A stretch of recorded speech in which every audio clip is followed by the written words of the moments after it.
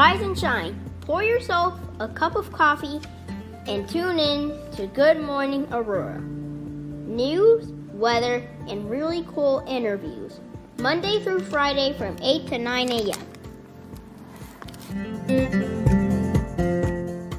Good morning, Aurora. Good morning, Aurora. Good morning, Aurora. The time is now 8:03 a.m. and you are listening to Good Morning Aurora, the second largest city's first daily news podcast. And we're joined today in the studio with a good friend, a guy that I've been following on 2 Instagram pages for about a year or so, about a year and some change, Mr. Sean Morrissey.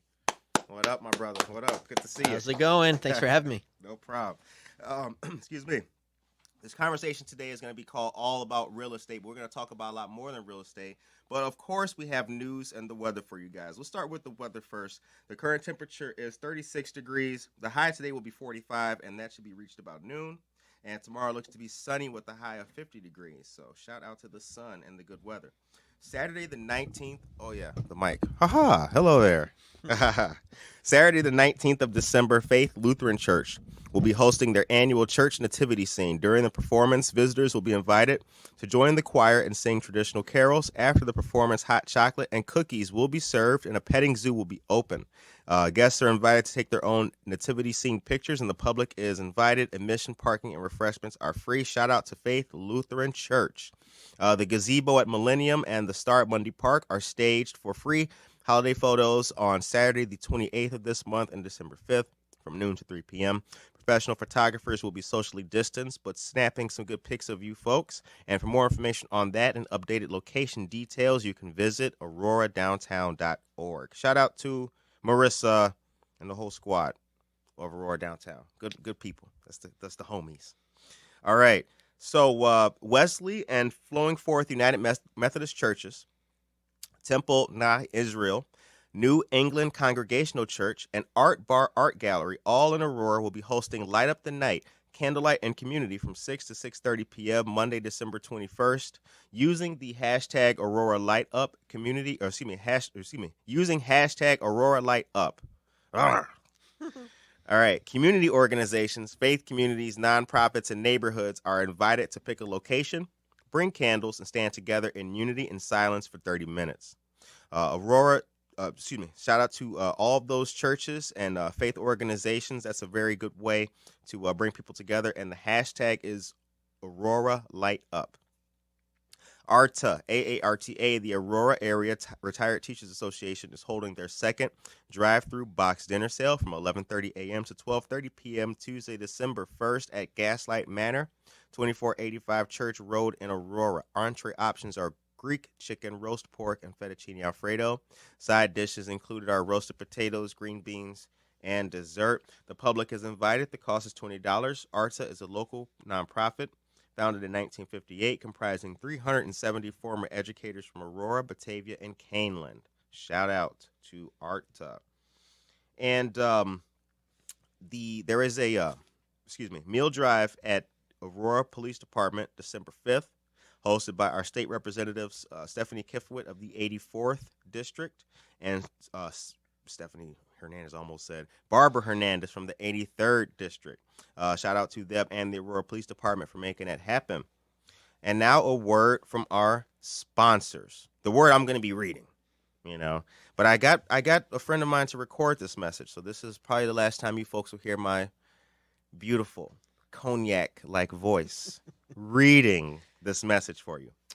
LDJ Cleaning Professionals, specializing in commercial, residential, and disinfectant cleaning, serving Aurora and the Quad Counties with over 20 years experience in the professional cleaning industry. They offer their famous make-ready service, post-construction cleaning, window cleaning, floor maintenance, disinfectant cleaning, and general office cleaning. The home that you worked so hard to purchase, the business that you dreamed of owning. They're honored to provide their service to you. Hire a true professional. Call them today at 630-291-5435 or visit their website at www.ldjcleaning.com. Shout out to LDJ Cleaning and shout out to the Aurora Rotary Club and the Sunrise Club of Aurora Rotary as well. Very cool stuff. And now there's one more thing to tell you guys about the job board with the Kane County Sheriff's Office. As you know, we had on Judy Dawson. We've also had Ron Hain on prior to that. The job board is specifically set up for those who have backgrounds, minor up to moderate or medium, and there are employers there that will help and work with individuals who have a background. So again, the entire resource from top to bottom is set up to help folks who have backgrounds or barriers to employment. Please visit that resource. We posted it on our Facebook and Instagram page, but I will make sure that you guys get that again. All right. Now, I'm going to do this. People are like, what's he doing? Because they can't see it. All right. And that's all the news for today. Good stuff. A lot of good topics. All right. So now we get into our conversation with our brother.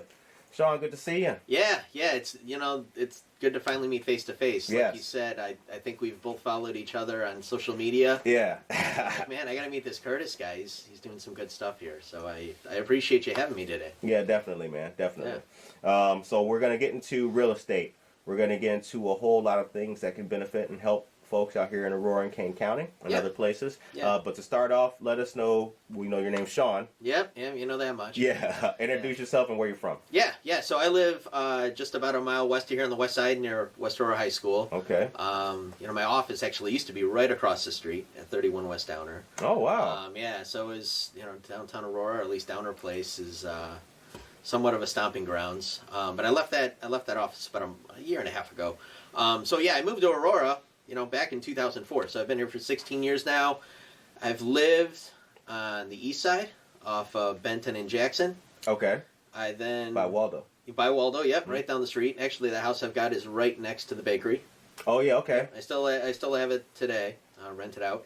I then lived off 88 in Farnsworth, off of Tall Oaks Drive. Yep. So I'm super involved in that area. I'm on a homeowner association board back there and know well what's going on back there and that whole corridor, really. And then moved to the west side back in 2010. Lived right across the street from Freeman, off of Randall, and then finally settled off Commonwealth Avenue. So it's me, my wife, our one dog, one cat, and two kids. So it's busy days these days. So yeah. Very cool, man. Very cool. So Aurora to the bone, east side and west side, all over the side. You know what? I think I've come to realize though, like unless you go like 3 generations deep, you're pretty new.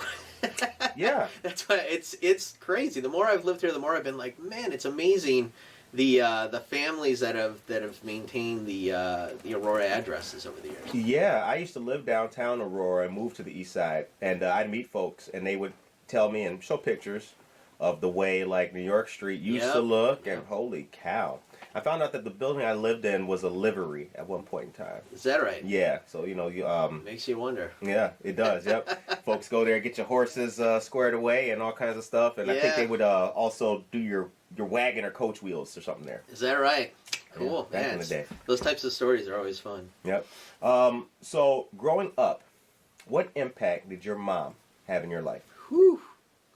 Boy, let's see. So, I grew up in the western suburbs here, but ultimately, I feel like my parents imparted on me a really good gauge of character and understanding character. My mom in particular, I'd probably attributed that to her more than anything, is ultimately understanding the character of a human being is really what it all comes down to. Right. I guess I'll leave it at that. I mean, attribution of character, that's probably the biggest thing. What got you involved in real estate? So, good question. Is that the correct way to say it? Yeah. Okay. Yeah, no, that's perfect. I mean, I actually tell the story all the time. So back in 2001, my mom was actually out of town. I was living with my folks at the time. I was out of college. Actually was a Peace Corps volunteer prior to that. All right. Came back. Appreciate that. My brother, Peace Corps. Shouts out. Yeah, I came back in 2000. I got my bachelor degree in restaurant management, right? Okay. So it's, I went, it's like what third world country needs a restaurant manager. We need a Somalia. Yeah. I was in Western Kenya, but at the end of the day, And I ended up helping kids really learn the computer while I was over there, so that was kind of fun. But anyways, to get to the point, so in 2001, went out to dinner with my dad, and he gave me this book on really the tax advantages of investment real estate. Okay. And I didn't know what the hell any of that meant, really, at that time. So I read it. It wasn't the most exciting book you'd ever read. It was probably written in the early 70s, and I don't even remember the title. But that kind of got the wheels spinning. Got involved in some different real estate investment clubs back in those days, and then bought, what really was my first rental property in Hanover Park in June of 2003. And then a year later is when I ended up in Aurora, on the east side off of Jackson and Benton. Okay. And that was an old two-unit building, and it went through the deconversion process. I don't know if you remember the Joseph Corporation, which I do. To me now is the neighbor project. That's but right. I bought that house through the Joseph Corporation. Shouts out. Yeah, so that was kind of a cool success story there because that really was the point of the Joseph Corporation, to take some of these old homes, renovate them, sell them at I don't necessarily want to say a discount, but they were less than fair market value in my opinion, and then ultimately improve the Near East and West Side. So bought that, ended up getting my real estate license in 2006. I worked with the Keller Williams brokerage in St. Charles at that point. So from 2007 to 2011, I basically got involved in buying and selling a real estate at what might be considered like the worst time to do so, because the market was down, right? Like the sales market went kaputs. But I ended up using some of the stuff I learned from those real estate investment clubs and just being a landlord for a few years to say, hey, listen, I'm going to figure this agency thing out. So I helped a lot of folks rent their property at that point because they couldn't sell it. They were underwater. Right. They had to go through what would be called a short sale or foreclosure. And then in 2010, started managing a few properties for folks. 2011, I ended up opening up Chicagoland Realty Group Partners and moving to 31 West Downer at that point. And then from 2011 to really 2018, did primarily third-party property management, but also residential sales. Have always been, a landlord on the side up until then, but I sold that portion of the business in 2018, the management portion, and basically focused on landlording, building up a bit of a real estate residential portfolio.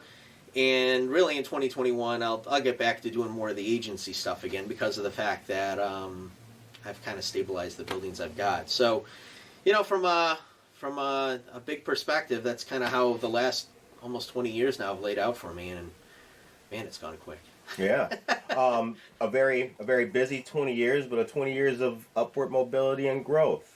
Yeah. I mean, I think for me, and I emphasize it all the time, but it's really understanding your mindset and goals and waking up every morning with a certain degree of, here's what I'm going to accomplish today to get to where I want to be, right? And that's... So Dad telling you about them tax advantages was good information. Yeah, it was. I really do credit my dad a lot for that conversation that day. So it's, so it all kind of started there.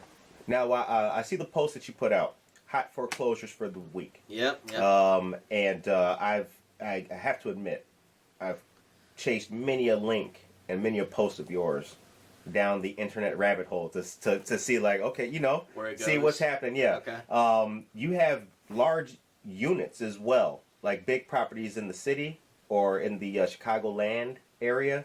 So you're not limited to anywhere? Well, what I should preface is that as a realtor, as a realtor, we use what's called the multiple listing service to put our own real estate listings in, okay, and then those of others. So what you're looking at is the entire multiple listing service, all the realtors in the Chicagoland area, gotcha, what they've got for sale. It's not necessarily anything I own or that I have privately listed. Okay, I understand. But it's the entire spectrum, which is good because you as the consumer, you want to see everything that's out there.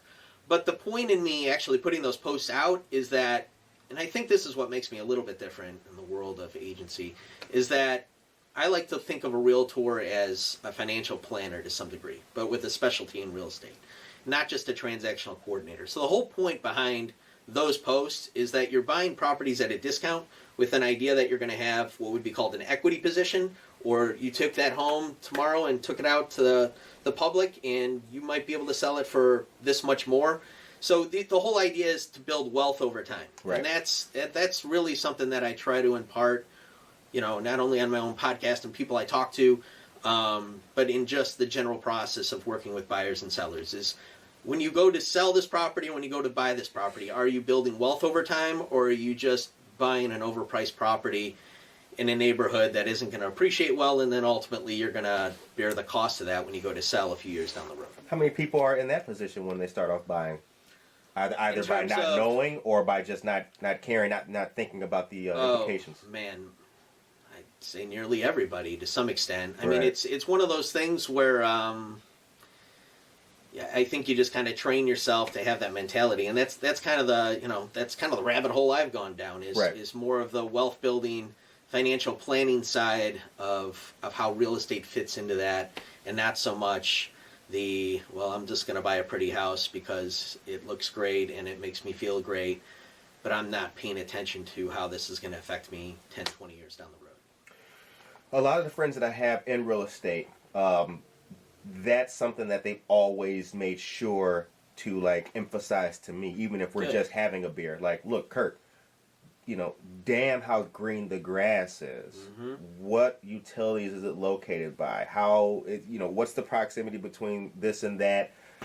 What are the other houses, like the school district around the house and all those kind of things? Those are crucial. Yeah, school districts drive value more than anything. So, yeah, absolutely. Talk about property taxes in relevance to that. Well, I'd like to think the listeners here are all Aurora residents or soon to be, and from an outsider's perspective, meaning somebody who lives in another state or another region of the country, all of Illinois gets a bad rap, right, for having the second highest property taxes in the country. But when you look at other, New Jersey.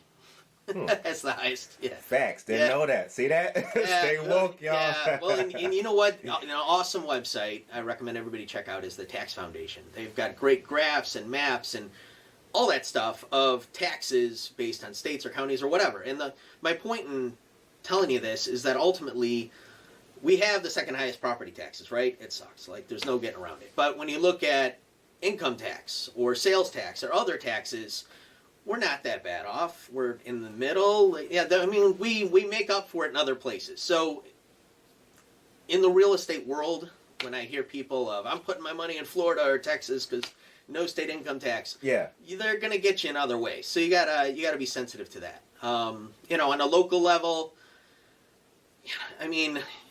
what's a little unique is Aurora spans 4 counties, right? So depending on where you live in Aurora and the school districts and all that other stuff, you gotta take that into consideration whenever you're looking to purchase, and how that's going to affect you down the road. And I'm not going to go down that too much because I think it'll take us down a tangent. I'm just not going to speak to. But at the end of the day, on a general level, don't dog Illinois that much. We're all right. To the may sound like a cliche question, but it's original for me. What is to the prospective home buyer? Step 1 of purchasing. So it's really getting pre-approved, right? So the first step is to contact either your local bank, mortgage broker if you'd like, and basically say, all right, here's my run my credit report. Here's my finances. Here's what I owe, and here's what I make. What can I buy? And they'll give you a range based on where your property taxes are going to fall and insurance and all that other good stuff. But that's really the first step. Once you understand that range, then you can start your home search. And, you can start it online this day and age. All that information is virtually free. So you could start it there, but I would also always recommend you talk to a handful of real estate agents, brokers, and based on the area you want to live, take into consideration their specialty in that particular neighborhood or area you want to live, what their past sales have been. But ultimately, are they out for your best interest, or are they out for, making a commission? Are they out for the wealth building aspect of you over time, or, are they out for themselves? So it's, you know, like any game where there's sales involved, Sure. you got to be sensitive to those types of factors. What do you like most about your job, or what you do?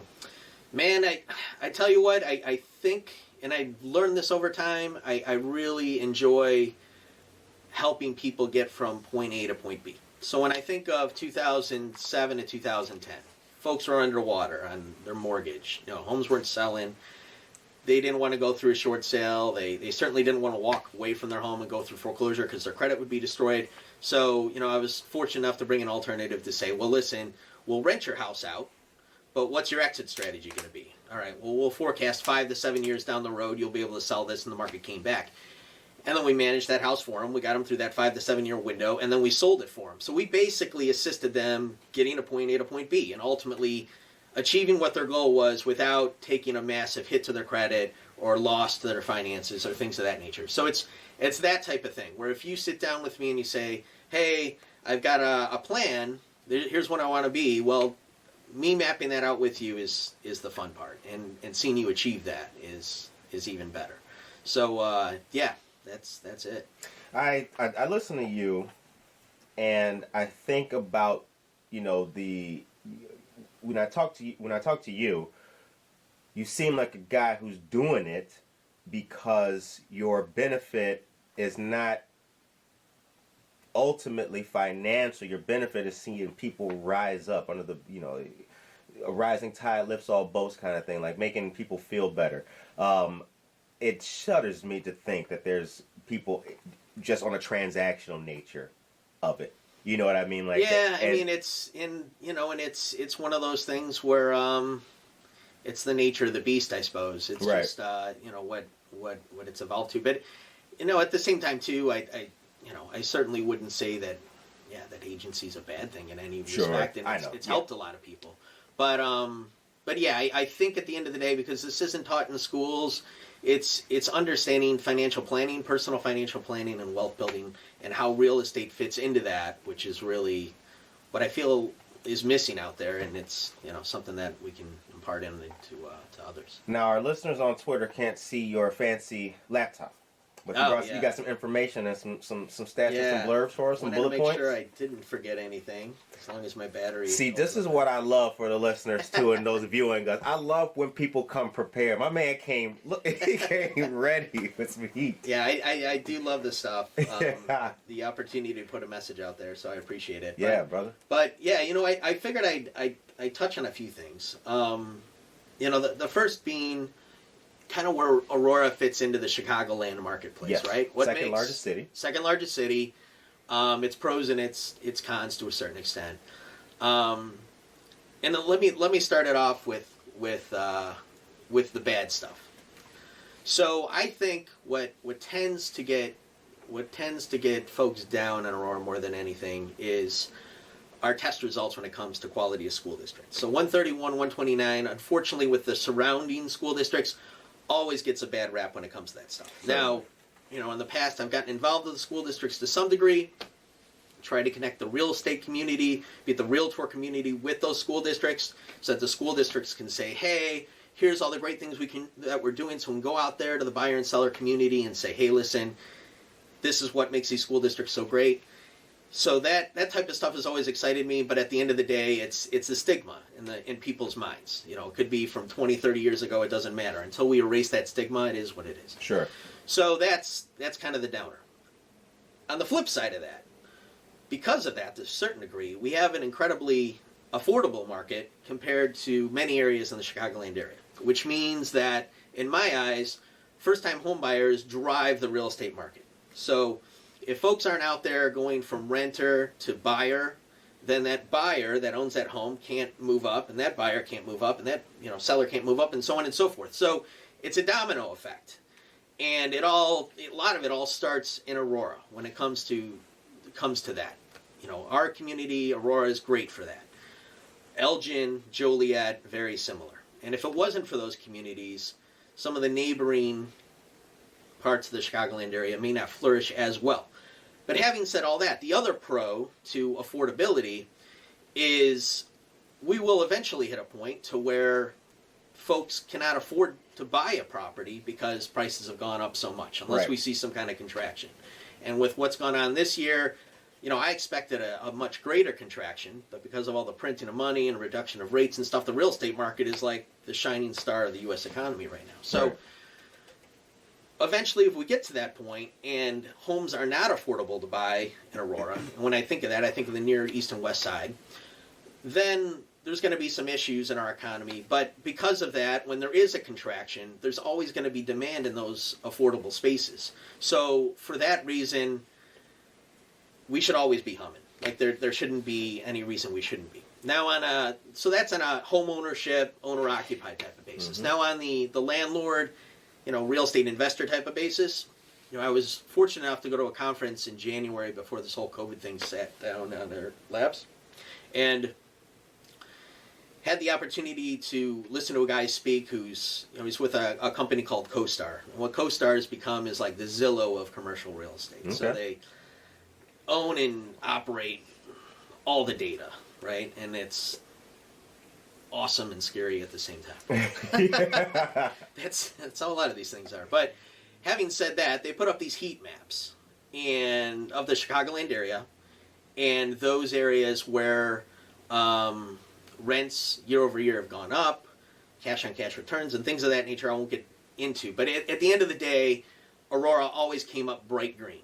Aurora, Naperville. And quite frankly, by my eyes, and granted I'm a little biased, but I'm like the most green of any of the area of the Chicagoland area. Is the biggest, greenest spot there. So what that tells me is that because of the affordability, we are able to keep a healthy economy here on a housing level. And that type of stuff is awesome. And, if you wanted more information on that, I could always send you a report or two. Sure, yeah. But, I think that's kind of the point I wanted to hit home when it comes to market conditions and where Aurora fits.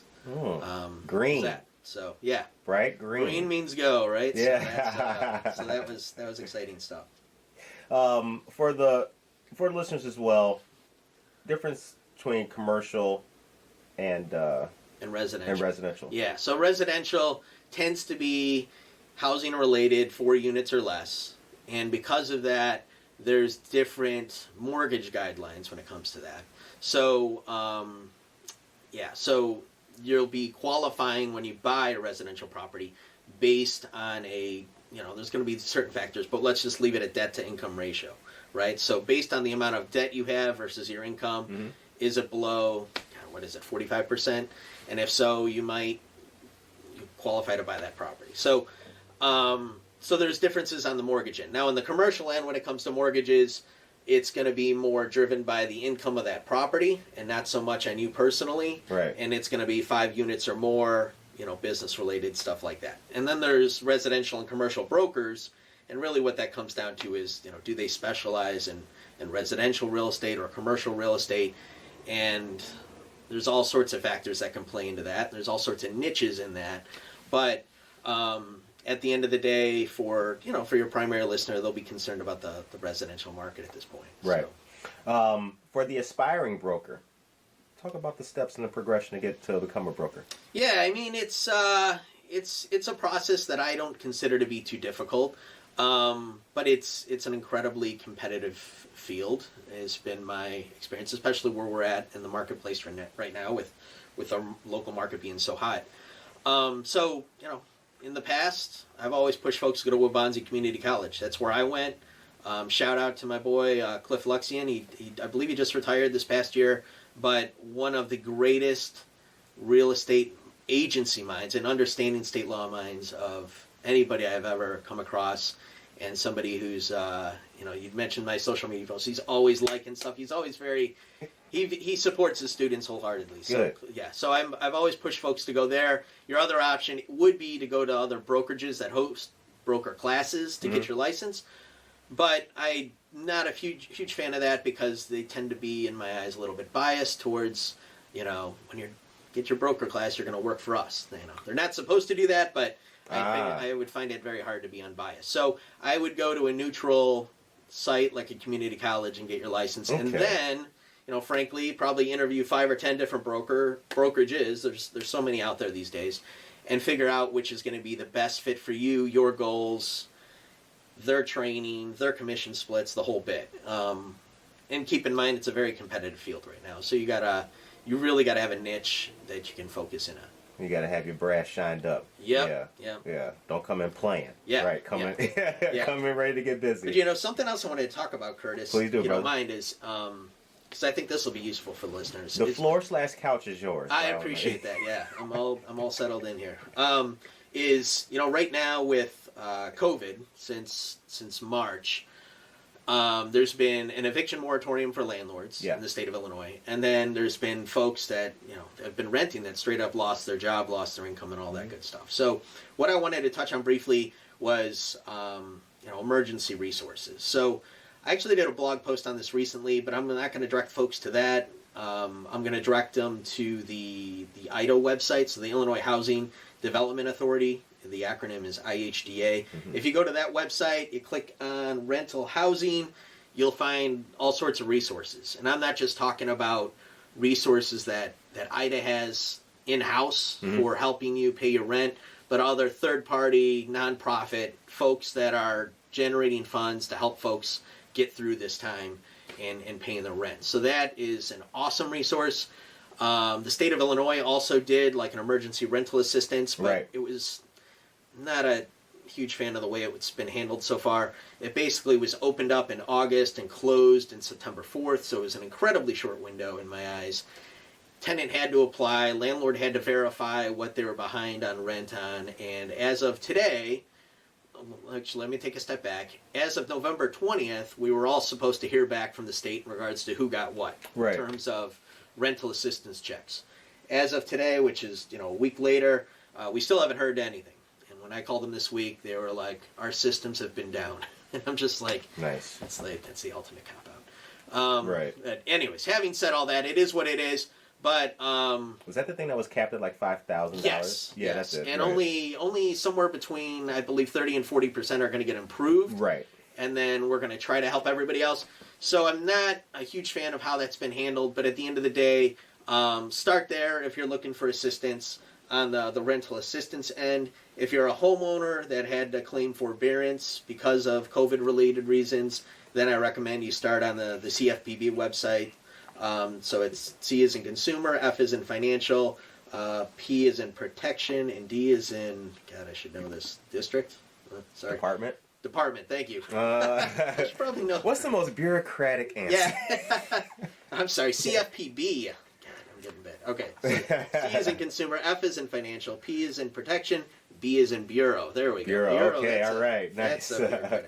So start there, and you can find mortgage assistance resources, or certainly contact your mortgage servicer, the one that sends you the bill every month. Give them a call, and they can talk through options available to you right now. But be sensitive to the fact that you may say, "Oh boy, forbearance, that sounds exciting." It all comes out in the wash, meaning that your payment might get tacked on to the back end of your mortgage. You know, when you might have a few months added on the road, but it also might have some reflection on your credit report. So you want to make sure if you're going to take advantage of something like this, like you do truly need it, or it could come back to bite you to some degree. So it's one of those where it's good to know the resources out there for folks that truly need it, but don't take advantage of it. Right. Okay. Yeah. Very important to know. Man, that's good information, brother. Yeah, I figured listeners would be interested in that. IHDA. And then, yep, IHDA. I tell you what, they've been doing a lot. They got a lot of stuff out there. And the other point I thought I'd bring up is for those of you that have been, you know, renting and you're like, well, I'm ready to take that next step and get into homeownership.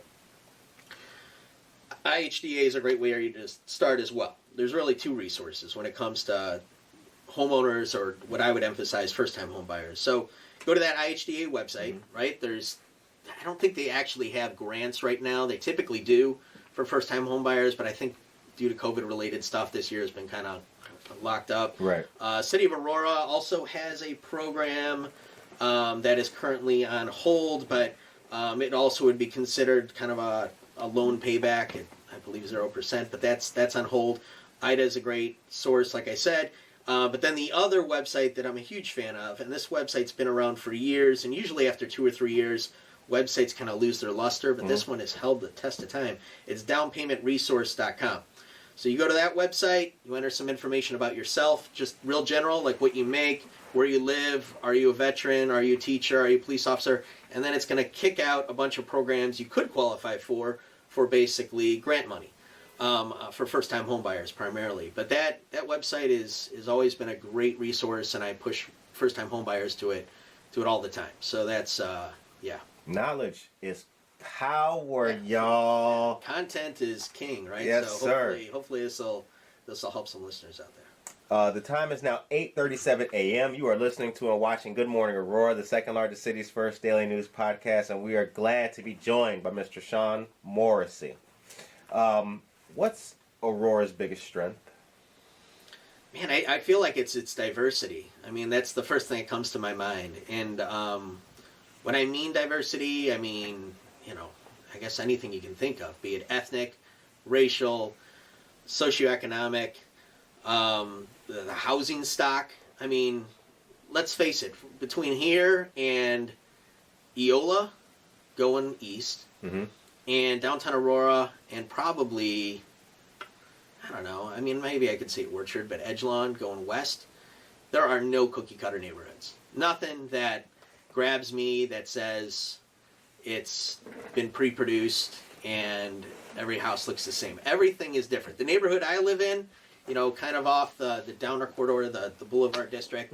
I live there because it's my favorite neighborhood in Aurora, frankly, but every house there is unique, and frankly speaking, I've been told that back in the good old days, there used to be, house tours of some of those cool old homes. I bet. I can imagine. And I'd love to see that come back. Yeah. I honestly should probably take the initiative, but give me a few years. Oh, holla at your boy. If you drop it, come on, dog. Yeah, you know. Yeah, not gonna live up to it. But man, you live over there. I mean, whenever we hang out with neighbors, we're just talking about all the cool homes, right? Yes. And who's doing this and that. So it's yeah. So anyways, my point being the housing stock. There's such a wide variety. No home is the same, and again, it maintains a certain level of affordability throughout the majority of Aurora, and that's a healthy thing, man. That's a beautiful thing. No, Downer. If you take Downer out of the downtown area and Just hit the go west side, oh yeah, it's pretty. Yeah, it is pretty, boy. Hunter, Yeah. you've seen it? Yeah. Shout out to Hunter. Aurora, also the downtown, has been coming up, making a lot of changes and things like that. I feel like COVID, while shutting things down, definitely has not stopped the spirit of growth and the spirit of continuing to build and develop. Do you feel that way, or have you noticed some? I don't think it has either. Different. I mean, yeah, I think in April I was like, oh my God, no! All these new restaurants that have opened up downtown, what's going to happen to them? And props to everybody who's owning and operating a restaurant in downtown Aurora, in Aurora in general, right? Or right. Anybody's been affected by COVID, frankly, that is running a restaurant. I think we see a light at the end of the tunnel right now with potential vaccines and all that good stuff. Let's just help them out and get them through, right? Let's keep order out, carry out, do what we got to do to get them through, so that this doesn't become a step back for downtown Aurora specifically. And and just keep paving the way. Where else in the Chicagoland area is there green? Is there green? Green. Mm-hmm. Green meaning like green energy. Thinking of the map. Oh, got it. Yeah.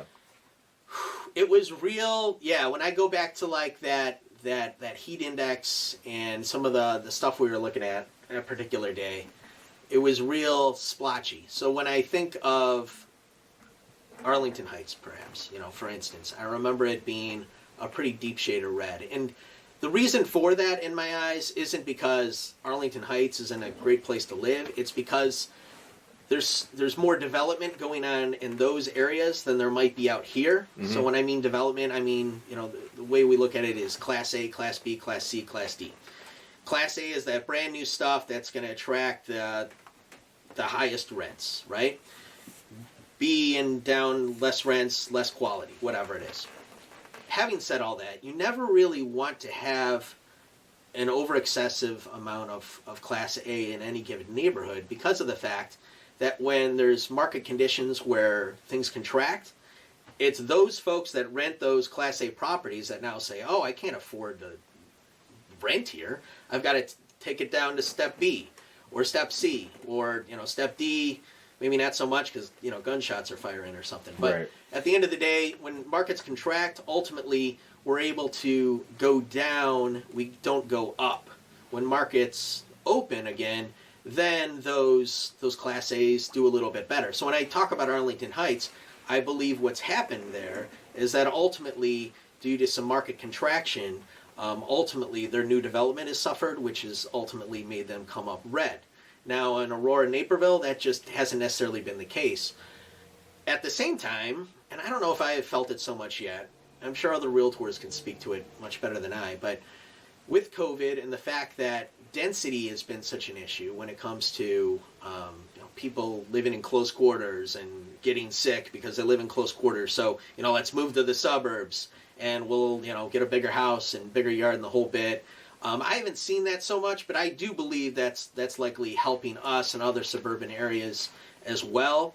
And it'll ultimately help, kind of rebalance out to some extent what's going on in the city of Chicago or other large metropolitan areas that have just become so darn expensive that it's, pushed all the people that live there out of those areas. So, the gentrification to some degree is being countered. So, anyways, we're going down an interesting hole.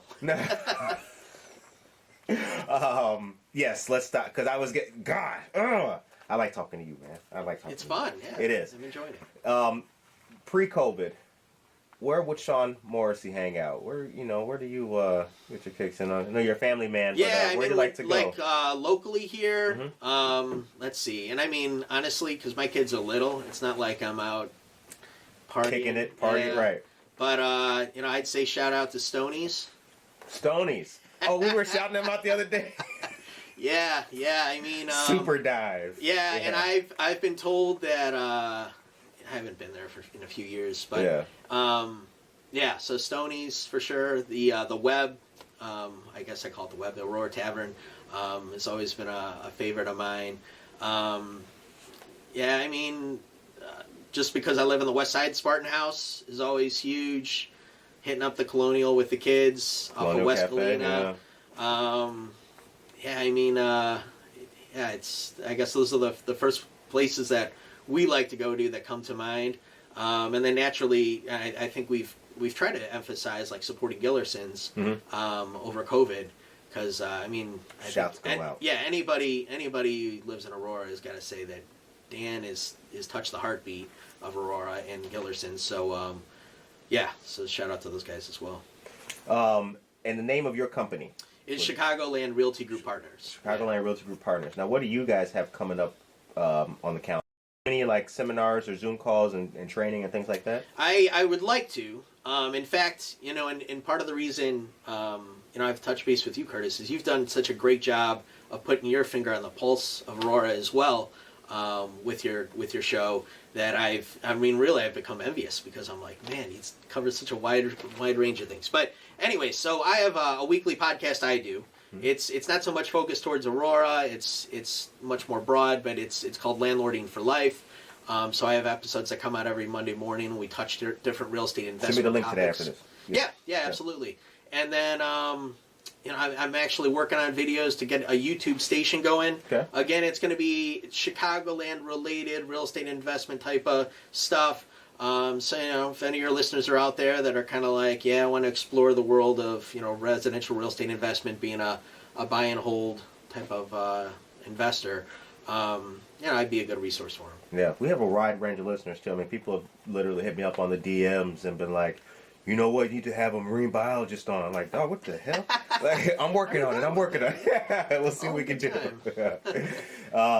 That's very cool. So, the time is now 8:46 a.m. and folks listening to Good Morning Aurora, the second largest city's first daily news podcast, and we're sitting down with Sean Morrissey, learning and developing stuff. Yeah, you want me to? I'll go down kind of a dream of mine, right? Yes. Please, we love it. You love dreams? Yeah. Okay, so this is totally off the wall, but something that I think could make sense, right? So when I look at downtown Aurora, there's been a few major players that have come in and bought, some of the older buildings that they're slowly working on renovating. And outside of that, the city tends to buy up certain properties here or there. I've had thoughts of like, would it be of interest to the city, instead of just buying these buildings, holding them, I'm sure there's certain credits they get or whatever, certain, maybe they're using taxpayer dollars to a certain extent. Would it make sense for the city to generate an SEC regulated fund? So basically they would say, hey, listen, Aurora residents, if you want to see downtown Aurora flourish, we're going to have this fund set up. And it's going to be, minimum $25,000 investment, something like that. You buy into that fund, and every quarter, well, let me take it a step back. So you buy into those funds. We'd buy up some of these buildings that need the love, right? Right. Ultimately, those funds are being used to renovate those buildings. We bring in new businesses, new residents, the whole bit. And then you, as the investor, receive some kind of quarterly dividend as a reflection of how well that building's doing, what it's being rented at, so on and so forth. So that, in essence, would make you as a community member truly a vested investor in downtown Aurora, by having in essence, a fund set up that anyone could buy into. But it would have to be, it would be regulated to some extent, but it would have to be managed. That's something else. I'll do the home tour and I'll start up a fund. I don't know. Right. And at the end of the day, it's got to be managed well. But it's one of those where I feel like it truly puts the people in charge of their downtown, and they've got a vested interest now in regards to who goes there and how those buildings are developed. Because, I mean, you can smell it, right? Like we're so darn close to just getting over that top. This downtown is going to be. It's going to be like none other. And it's going to be a very unique downtown, and one that's not going to be your traditional, big box stores and franchise names and all. It'll be very unique and special, and we're just so darn close. So let's get this COVID thing over with. And I feel it too. It's like when I stand on Broadway and Galena, specifically, where that terminal building is, where the store, where the Sudanese brother, I can't think of his name right now, he's my man with the discounts every now and then when I go in there, and the bank, and then that other city administrative building, standing right there, I think, is the beating pulse of it all. I'm slightly heartbroken when you look. It's, it's not aesthetically pleasing at all. But you can feel, you see guys working, you see shit happening. Yep. And I'm like, come on, baby, like, it could be. It could be. And I think some of it, too, is that the buildings are, old enough to where they do need some significant renovation. I mean, there's a listing right now off of LaSalle I looked at just about a month ago, where beautiful building, new windows put in, but nothing else. So you look at purchase price, and then you look at the nut you need to have to renovate it. Right. And you need to be a pretty special investor to have that kind of cash and say, I'm willing to hedge this money on, bringing this building back and the downtown flourishing. So it's got to take a balance between city involvement and local involvement, and I guess that's where my little fund idea comes about. That's Auto Row, as it's been known. Yes. So it's, what is it, off the corner of Downer and LaSalle? That big pinkish brick. It's that thing, yeah. Yeah. There's folks living in townhomes or something, or not townhomes. No, not that one. There's the first floor is rented. It's actually owned and rented by the same folks. But the second floor, could basically be, I think it's up to 17 apartments. And it's kind of a shell, but it's, it takes some significant investment. Certainly not something I could do alone, but, stuff that I've looked at where I'm like, boy, if we could just get a few people involved here where they can make a few things happen, it could take off fairly quickly and be a beautiful thing. So you told us a dream. Is there a dream building in Aurora? A dream building in Aurora.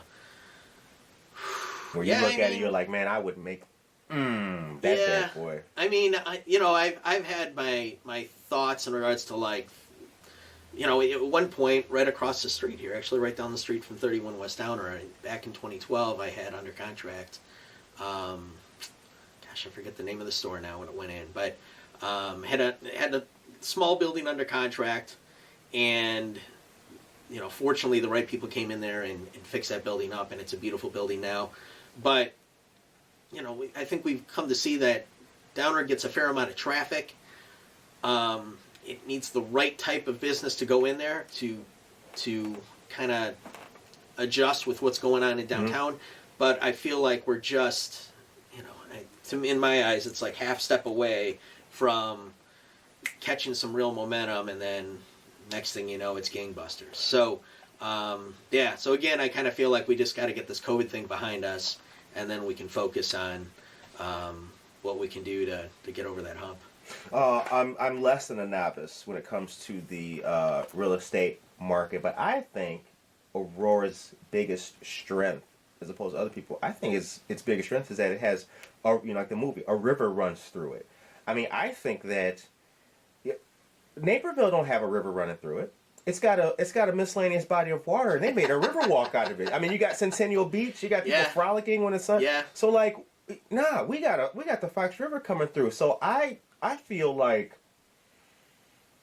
again, from just my vantage point of not being in real estate, I'm like, this could be bigger than Naperville. Well, and it's something else we didn't talk about is that Pedestrian Bridge is just about done, right? Oh, yes. So it's connecting the east side of the west side with River Edge Park and the whole bit, and it's going to be really interesting to see what happens with that land on the west side there. And which is nothing.